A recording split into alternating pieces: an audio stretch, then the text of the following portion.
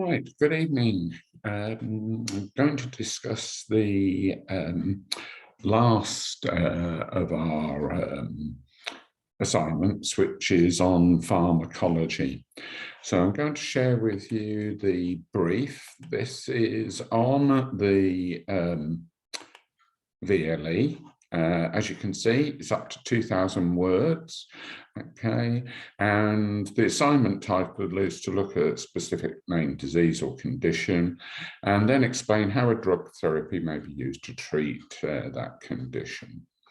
Now, the exam board have actually produced an outline, and as always, you're supposed to use books, reliable web sites or journals for your referencing and research.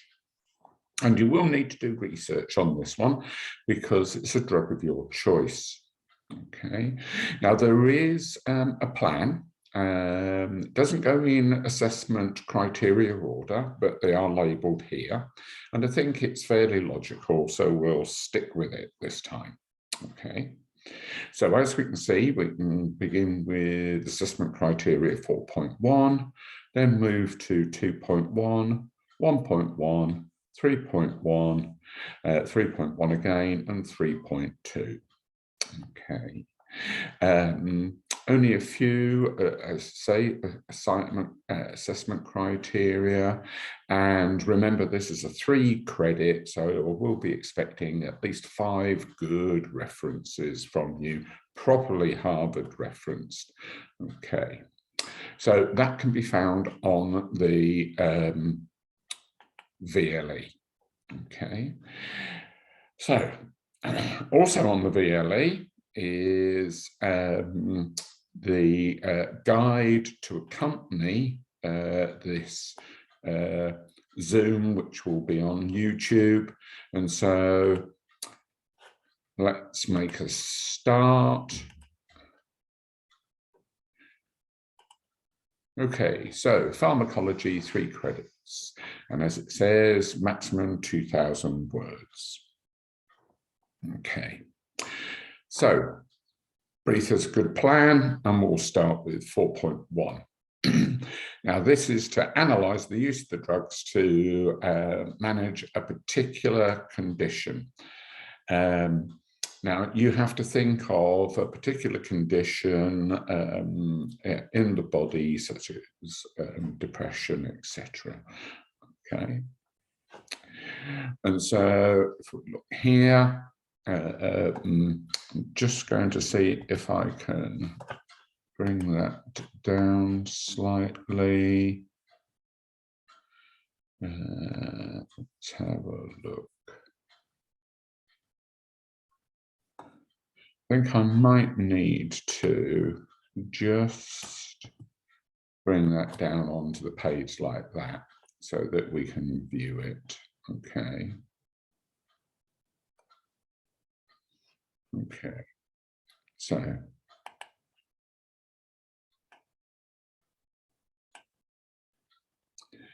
looks like it's, there we go, that's better. Okay, so 4.1, analyse the use of drugs to manage a particular condition.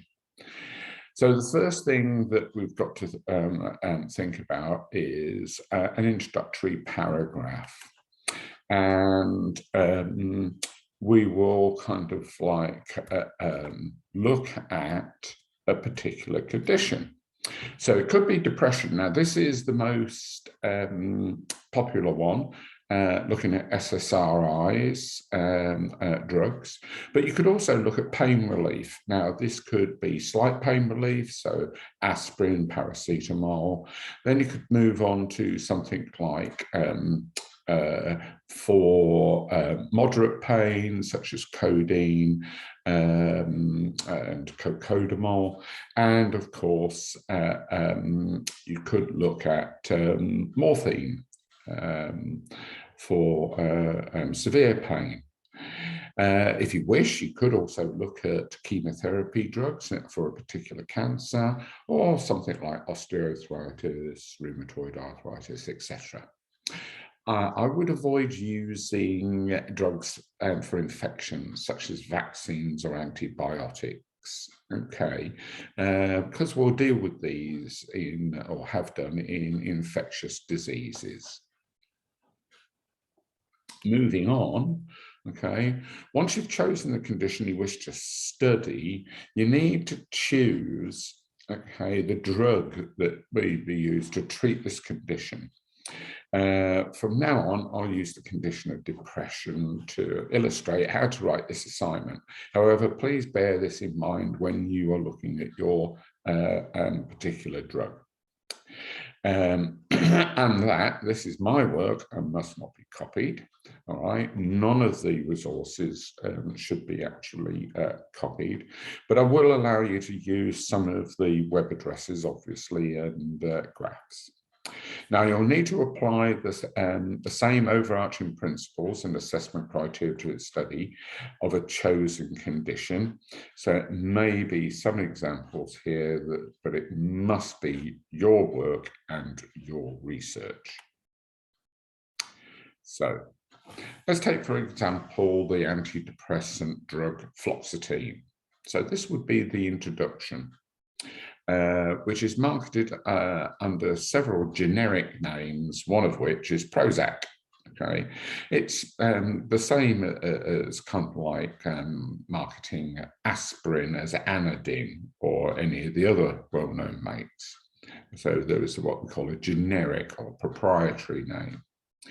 So the drug fluoxetine can be used for the treatment of bulimia nervosa, an eating disorder, obsessive compulsive disorder, OCD, and depression. So you could have a look at any of those and the effects of the drug for that condition. But you must tie in, all right, the actual drug to the condition. So fluoxetine belongs to a group of drugs known as the selective serotonin reuptake inhibitors, SSRIs, and it's used to treat anxiety disorders and depression. And since the 1980s, SSRIs have been the go-to drug for these conditions, although other drugs are and were available at that time. And fluoxetine and other SSRI drugs, main effectiveness is considered the ease of use because it's in tablet form. They're affordable, and unlike many other drugs available, they're not addictive. However, they also cause less serious side effects compared to other antidepressants. Now, if you want to have a look at antidepressants or other drugs, then this is a useful website, which is www.consumerhealthdigest.com. Now, in this section, we'll need in 2.1, because we've now moved on to from the introduction, where we explain what the actual condition is. You don't have to go into all the symptoms of your particular condition. So you wouldn't have to talk about what a parent would experience with depression. But you would say what type of condition it is, but not necessarily the actual symptoms. So don't get tied up in knots over that. So once we've done that introduction, we're on to 2.1, and here we have to describe how the drug can be delivered and absorbed into the body. Now, in pharmacology, this is known as pharmacokinetics. Now, you will need to explain the importance of the different methods of delivery and administration first. So at the end of this explanation, you will then need to state the route of administration for your drug, because drugs can be administered, and the same drug can be administered in different ways, depending if you want slow release, fast acting, slow acting, etc. So you will need to state the route of the drug that you've chosen and why this is important. Now, it is important because the route you take has effect on how much drug may well be available. So The route is important that's chosen. So let's have a look at the next slides. So 2.2 continued. So the dose is linked to the pharmacokinetics, which we've just described, as the doctor and the health professional needs to consider a term we know as ADME, which is the administration of the drug. How is the drug distributed throughout the body? Then how is it metabolized, which means broken down? And then excretion, or what some people call elimination as well. So what actually happens to that drug and how is it excreted? Now, there are various methods of delivering this drug. It could be in tablet form. It could be in capsules. It could be by injections, and there are several types of injections. It could be intravenous, it could be intramuscular, it could be intra-arterial, okay? Generally, those are kind of like done in infusions through saline bags and drips. And they're limited to hospitals and certain surgeries. Then we have solutions, so liquid form, creams are what we call topical medication, because they're put on the actual skin and they have to be absorbed through the skin. So things like athlete's foot, thrush, anything like that you might need to kind of like apply to the skin topically. Then there are suspensions, which you normally have to shake up because there's solid material in there and you have to disperse it in the liquid. Or there's the aerosol, which many people that suffer from asthma will be familiar with. But there are other sprays, for example, for heart conditions, TNG, which is based on a nitrogen compound similar to nitroglycerine, an explosive, which is taken underneath the tongue. That's called sublingual, and you have a little pump spray, and that goes straight into the bloodstream and to the heart. Whereas if you take it orally, there is a danger that a lot of the drug will be destroyed by the digestive system. So aerosols are handy, particularly for lungs. Also used in anesthetics. So the delivery method will determine how much of the drug is available to target the condition that you're studying. Moving on. Further to 2.1, the method or route is governed by a number of factors that you'll need to discuss. So where in the body does the drug target? So we talk about targets. If it's topical, a cream, then it will need to go through the skin. Where is it targeting? Some of the drug may be broken down before the drug reaches its target. If the drug is orally, either liquid or tablet, some of the drug will be broken down by the digestive system's enzymes. Some of it is then lost while being absorbed into the blood, because it has to pass through layers of cells to get from the digestive system through the capillaries and into the blood. So again, some of your drug may well be lost. From the digestive system, the blood goes straight to the liver. Now, the liver is the site of what we call metabolism, where breakdown takes place. Okay, because it goes through the liver first, we call this first pass metabolism. Okay, come across that again.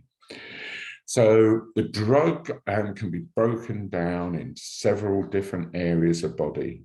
Now, all these factors have to be taken into account. And as the slide says, we're not finished there.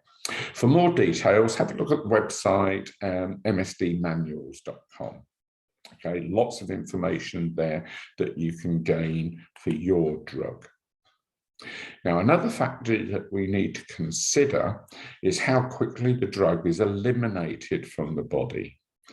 because the body will eventually get rid of it. All of these factors contribute to what pharmacologists call the drug's bioavailability. How much of the drug has survived in all of these areas where it's been broken down, eliminated, etc. Okay, how much is actually available for the drug to do the chosen task that it's been designed for? So bioavailability is very important. So now you'll need to explain these factors. So what method is used for your drug? What are the advantages and disadvantages of this method? Okay, is it quick? Is it slow? Is it because less of it is broken down and metabolized by that particular route? You have to kind of like discuss that. And why is it important? Again, there's a use of an American site, really good. And you can see there by the web address, it's a government site, so it is reliable. It's a published article. So again, it's been peer reviewed by other scientists. You can look for a Word document on the VLE that also is a guide to how to write up this, okay? But this PowerPoint should be sufficient. Then we move on to 1.1. Now, remember I said to you in the past that think of the assessment criteria as cues that you're changing the subject so you can start new paragraphs. Don't have these random little 2-line paragraphs because it's poor presentation and you're coming to the end of your course now. So we shouldn't be having these. And if you do keep doing this, then you will be marked down in your communication and presentation. Do not be afraid to also use referenced diagrams to illustrate some of the points that you've got here, okay? So pharmacology also looks at what we call pharmacodynamics. And this is really the last real big area, but it's split up into assessment criteria 1.1, 3.1, and 3.2. So the first part of 1.1 is looking at the site of action. Where does the drug actually target? Now, there's lots of different targets in the body, but your drug will be designed to target specific things, usually at a cellular level, all right, to get the desired effect to start treating the condition. Now, that target could be a receptor, it could be a protein channel, it could be an enzyme, or it could be the compound ATP, adenosine triphosphate, all right? And again, very useful site here, pharmacologyeducation.org, and the full web address is there, and the pharmacodynamics. So again, you can discuss the targets, and you must do the discussion of the targets first, and then research what is the target for your particular drug, okay? Examples of some of these receptors and targets. So the first one is receptors. So drugs such as benzodiazepine, okay, alcohol, these target what we call the GABA receptors, and again you can look up the abbreviation right on these websites. Enzymes, okay, so for example aspirin, okay, when you've got headaches, inhibits the enzyme cyclooxygenase. Protein channels and transporters. Now, this is where the SSRIs, so as again, this is usually one of the popular ones to look at because there's lots of articles and books with work that you can research for these selective serotonin reuptake inhibitors, such as fluoxetine. They inhibit serotonin reuptake. So more of it stays in the body for a longer time. That evens out people's moods so they don't feel depressed. Adenosine triphosphate, and we've come across this before in cell biology, the first unit, and then recently when we looked at skeletal muscle and the sliding filament theory. This is one of the main energy supplying chemicals in the body. Now, all cells need it to function normally, including rogue cells like cancer cells. And so therefore anti-cancer cell drugs such as bedaquiline, all right, targets and inhibits ATP of the cancer cells. However, although we're targeting the cancer cells, some of the drug will affect other cells, and that's why we get all these side effects. So ATP inhibitors, all right, drugs actually affect other cells as well. And we talk about side effects later on. So let's take a little bit of a break there. Okay, so we've reached about the halfway stage in the slides. So just going to say to you that remember that you're doing an introduction. So first of all, what you're doing is you're describing what is the condition that you're going to study. Okay. How does that condition affect the person? Again, don't go into lots and lots of detail about the symptoms, etc. We're just looking at an overview here of the actual drug. Then you can discuss the types of drugs that can be used to treat that particular condition. Once you've done that, you then say, in this assignment, the focus will be on, and then you can put in your chosen drug. Okay, how effective is it? Okay, and therefore you've discussed 4.1. Moving on to a new paragraph. Okay, you're then going to look at the pharmacodynamics.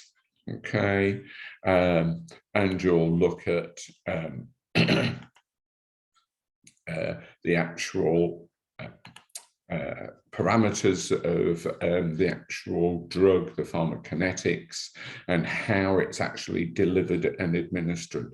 Now, you must discuss the different methods by which it's administered, okay, first. So you need to discuss all those. Then you also need to say that pharmacokinetics is split up into the administration. So, you know, how is it administered? How is it distributed around the body? Metabolism, which is the breakdown of the drug, and then the excretion. You can then say the different delivery methods, and you can list these. And then you decide which is the delivery method for your drug, because that will govern some of the stuff later on. Okay, so you'll discuss that, bioavailability, and then the sites of action. Okay, so is it a receptor that your drug is actually targeting, or an enzyme, or a protein channel? There are lots of other targets, so you'll need to research what targets there are for your particular drug. Okay, again, explain what these different targets are, and then the one that your drug uses. So, second half, we're into 3.1, quite a large amount of work for 3.1. Okay, in this assignment, you'll need to explain what's meant by a side effect. Now, there is an actual definition that you'll need to kind of like put in. A side effect is, okay, all right. So think about the side effects for your drug, and then limit these to just some of the major side effects. Don't, because there'll be a whole plethora, a whole lot of minor side effects, but just the major side effects, okay? Unless they are just considered minor. So here, I must really kind of like emphasize this, all right? That you have to explain how and why do they actually produce that side effect. Okay, so why is it that the blood pressure goes up, or why is it the blood pressure may go down? Okay, what's causing these side effects? Okay, usually, as I've put in there, it's because there are similar targets elsewhere in the body. So there might be similar targets elsewhere. So on the heart or in the stomach, so you might have problems with circulation. You might get side effects with your digestive system. So things like diarrhea, or you might cause sickness, therefore vomiting. So you must kind of like have a look for those. Okay, and a useful site, there's two here, Drug Bank, which is really good. You just type in your drug and it'll give you a whole range. Just be careful though, because the site, when you put it in, it's so huge that you don't scroll down and there's lots of information, pages and pages down. So you just have to scan through. It is in list order, it's not big chunks of writing. Okay, another one, British one is drugs.com. Okay, and you can always come and see me for the British Pharmacopoeia, which is a publication by the British pharmaceutical industry, which the chemists have in their back room and doctors have in their surgeries, to have a look at the suitable drugs, dosages, side effects, and their targets, etc. So if you want to borrow that, you can do. You can take pictures, okay? That way, if we keep it in the staff room, it doesn't go missing, or the classroom. You can look up your drug, take a photo of the relevant pages, and then you can use those at home. So on to slide 13. Continuing with 3.1, if you take more than one drug, or if you mix it with certain foods, pink grapefruit, for example, is a really good example. That increases the acidity of the stomach. That will have an effect on whether or not it inactivates or destroys your drug. So they do say, don't take this. Currently, I can say one medication, very annoyingly, hasn't allowed me to have a drink of alcohol all year. So no beer for me while I'm on these tablets, because it would also affect my blood pressure and would lower it down so low that I may well keel over and faint. Okay, so that's why you're not allowed to drink alcohol with this particular drug. So most interactions are not serious, and some can be minor, but you should stick to just the major ones in your discussion. So interactions occur between one drug, may be inhibitory. So it might be that it actually inhibits. In the case of alcohol and the drug I'm taking, it has an additive effect. Okay, an inhibitory effect actually blocks your drug. So it's like having the drug and then sabotaging it because you're taking another drug. and it nullifies the effect. Whereas in some cases, the alcohol, as I was saying, can have an additive effect. So instead of lowering the blood pressure to a certain point to relieve pressure on the heart, you depress it even further and you compound the effect, has an additive effect, and therefore heightens the response, and your blood pressure goes so low that you will faint and could become unconscious.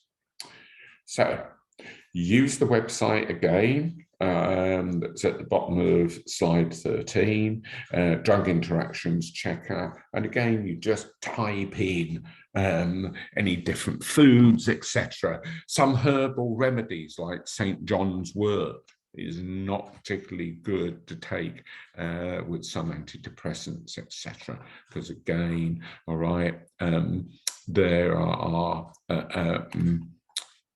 interactions between them.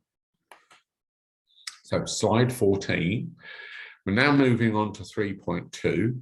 Now here it gets slightly more mathematical and graphy, but don't panic, okay? I've got the graphs here. If you can find a graph for your particular drug, great. If you can't, don't worry, because the next slide, it's what we call a generic graph, and most drugs follow this graph pretty well, all right? But you can say this in your write-up. You can say that most drugs follow this particular graph, and it shows all these different quantities that we're now going to discuss.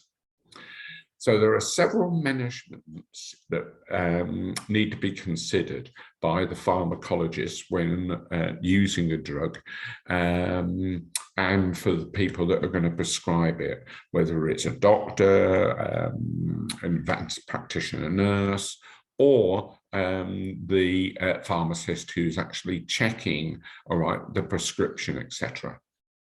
So the first quantity is known as the maximum safe concentration. Now, also in some books, it's also known as the minimum toxic concentration, but essentially it's the same quantity of drug. So this is the maximum concentration, the maximum that you can give a patient before it becomes harmful itself. Because you've got to remember, some of these drugs are quite potent. And so there is a maximum concentration you can give a patient safely. Above that, it becomes toxic, hence the second phrase, the minimum toxic concentration. Now, these basically, these measurements show the safety of the drug when it becomes toxic or poisonous.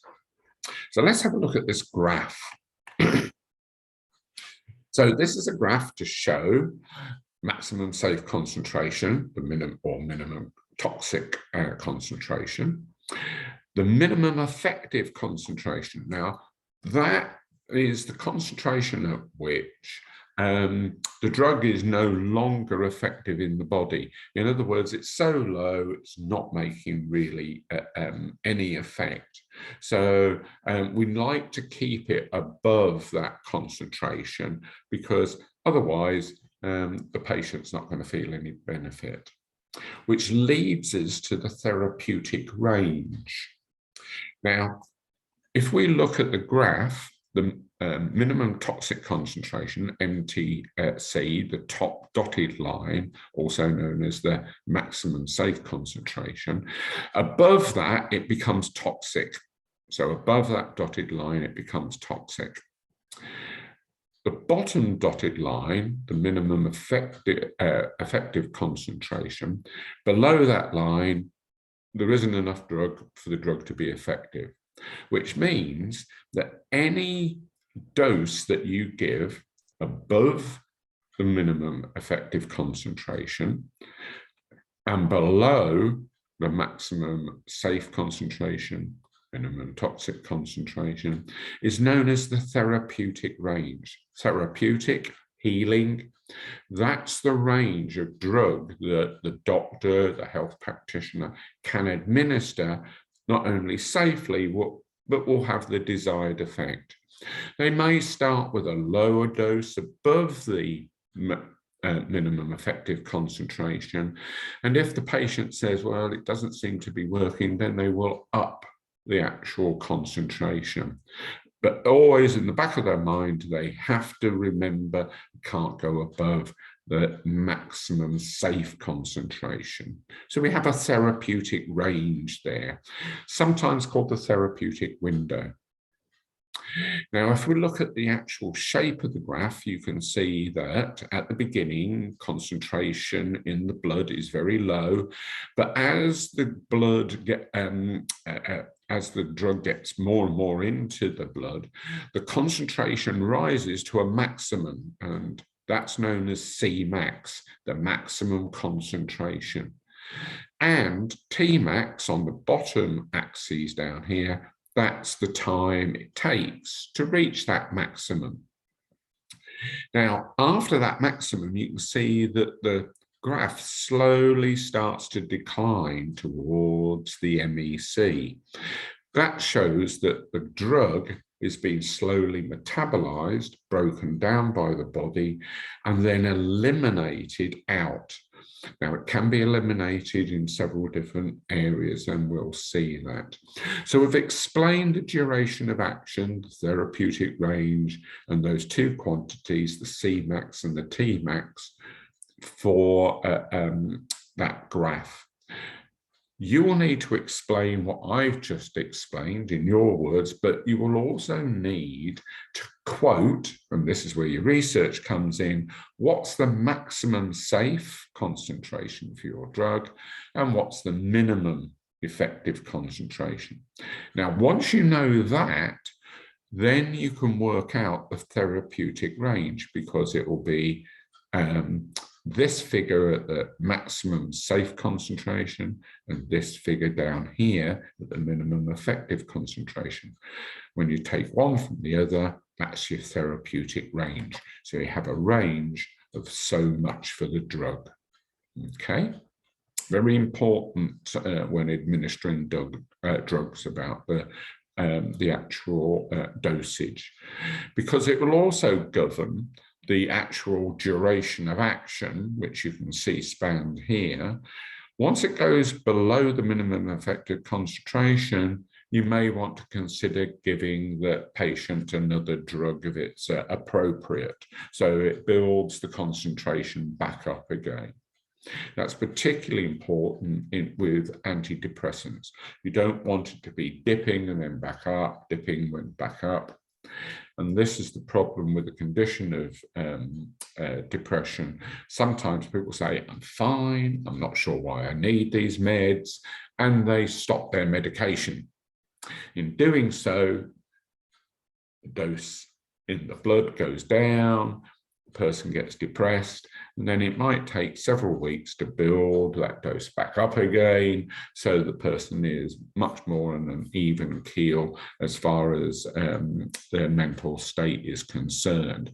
So that's why drugs are great, but also counselling is also needed, because you need to work it through with the patient. Okay. So one of the things about dosage is how quickly does the body get rid of it? So in pharmacology and thermodynamics, we talk about the half-life. Now, the half-life is the time required for half of your drug concentration to actually disappear and eliminated. Okay, now I'm using the word eliminated because excretion is a particular term, and I'll get on to that shortly. So it's important because it indicates how quickly it's eliminated, and that will have a consequence for your dosage. So again, if you can find those figures, that would be great. But always make sure you discuss what these are, even if you can't find the quantity for your drug. Okay. So Things like absorption, metabolism, and elimination are very important when we consider dosage, because how much is absorbed will depend on the route. As I say, if you took the mononitrate as a spray underneath your tongue, it goes straight into the blood, okay, and lowers the blood pressure. Okay, and that's useful for people suffering from angina. However, if you were to take the liquid and swallow it, it's immediately destroyed by the stomach. So it wouldn't have any effect. No, not particularly good for the angina patient. There are slow release tablets that can be given in the monohydrate. They've developed those. So absorption, all right, will govern how quickly is it metabolized, how quickly is it eliminated. And that's governed by the half-life. Okay, again, there is a website that I've used for this particular graph, and the address is actually there. So slide 17. You'd be glad to know only a few slides to go. So on 3-point tree, remember, try to find similar graphs, but don't worry if you don't. You can use those too.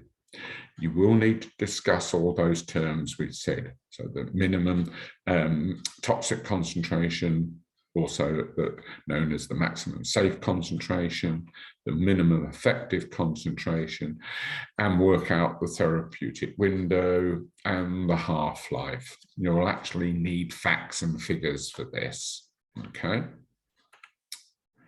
So metabolism.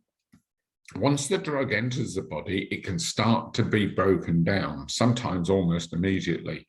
And so it's important that we must ensure that enough of the drug reaches the desired target. Now, that's all been worked out by the pharmacologists and the drug people, and that's why you have different tablets with different dosage, or they say, oh, take 2 of these, okay?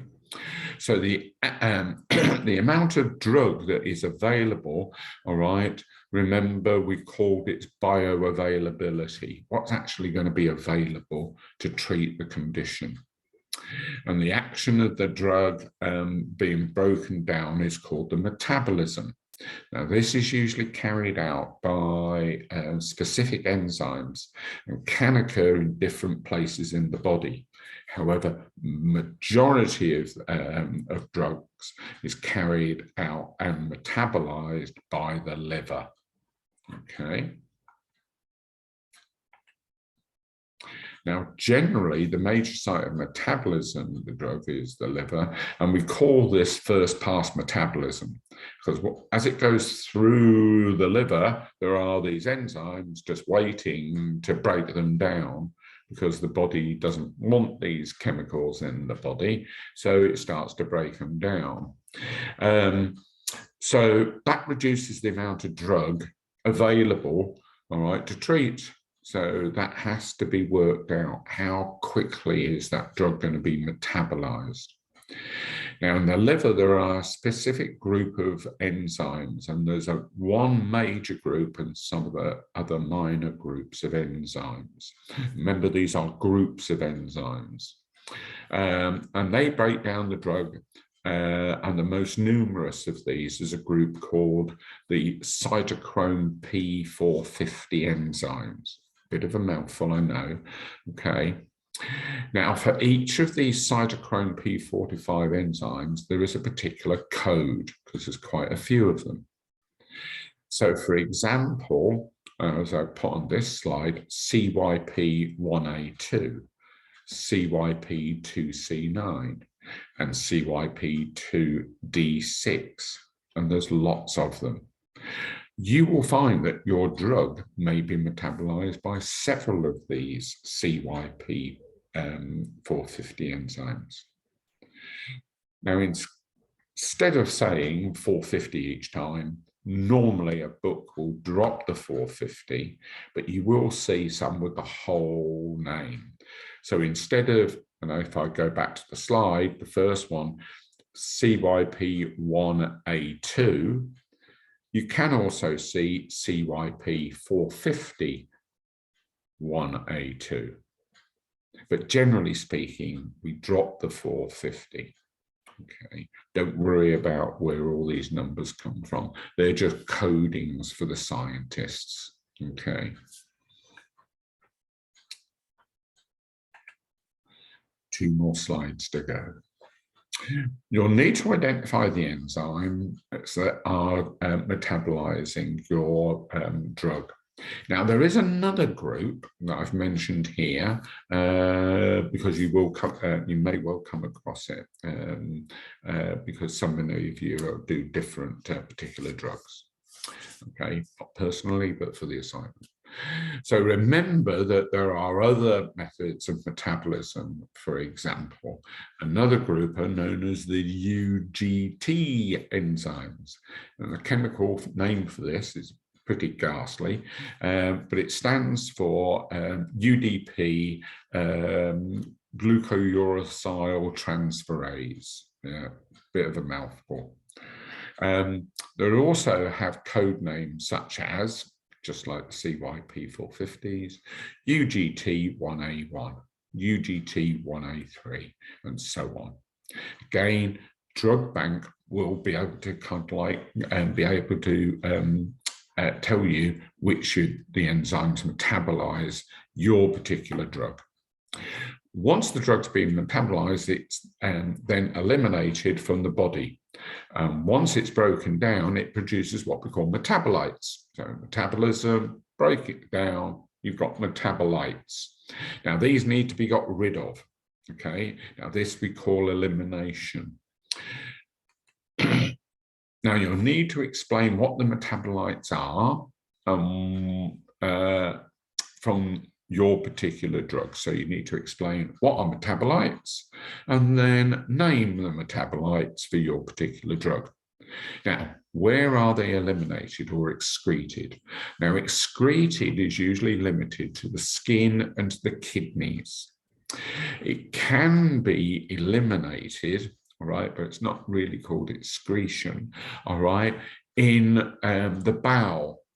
Some drugs get secreted in the bile salts from the gallbladder and pass out through the bowel in the feces. But some will be can be through sweat, in tears, even breast milk.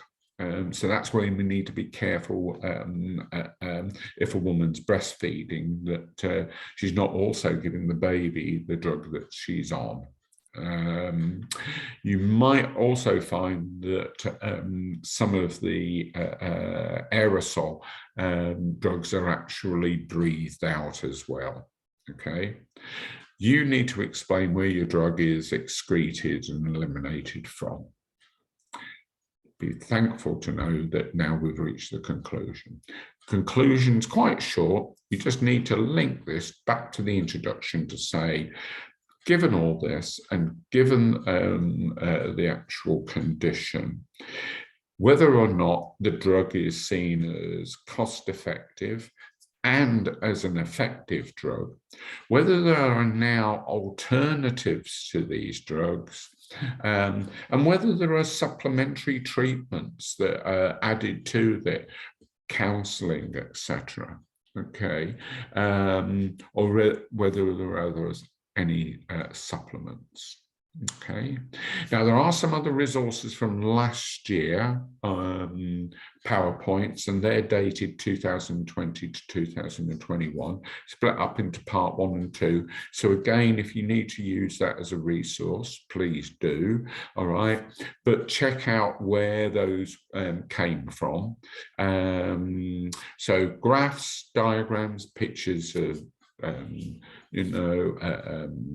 syringes for if you're doing intravenous, tablets, solutions, anything like that will be good. Any graphs will be good.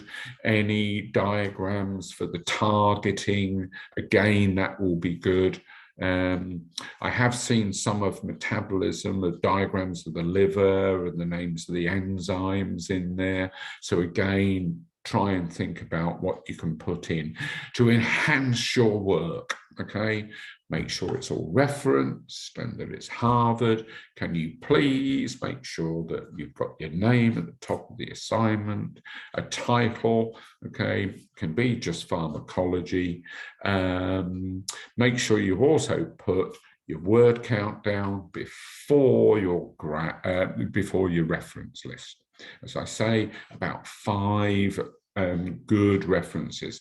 I've got about 4 in there, so you can use those if you so wish.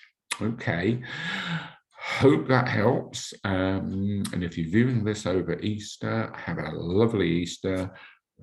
Not too many chocolate eggs, okay? And I'll see you in 2 weeks' time. So bye for now.